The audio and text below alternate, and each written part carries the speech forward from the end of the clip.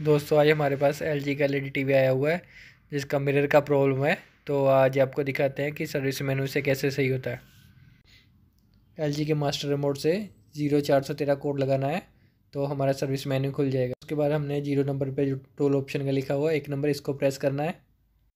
इसके बीच में हमारा 5 नंबर का ऑप्शन है मिरर मोड, इसको ऑफ़ करना है। ऑफ़ करके ओके स्विच प्रेस कर देना है। फिर बाद में मेनू से सेटिंग में से बाहर जाना है। फिर बाद दोबारा मेनू प्रेस करना है और सेट को स्टैंड बाय ऑन कर देना है।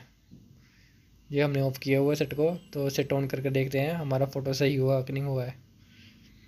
अभी हमारा सेट ऑन होने लगा है। ये हमारा टीवी ऑन हो गया है और फ़ोटो भी सही हो गया है। LG का हमारा फ़ोटो सही हो गया, पहले उल्टा फ़ोटो था, अभी वो फ़ोटो सीधा हो गया। अगर दोस्तों हमारा वीडियो अच्छा लगे तो हमारा वीडियो लाइक और शेयर कर देना, और हाँ हमारा चैनल भी सब्सक्राइबर कर देना। जी है हमारा मास्टर रिमोट है, LG का मास्टर रिमोट है, तो इसके साथ हमारा सर्विस मेनू खुल जाएगा।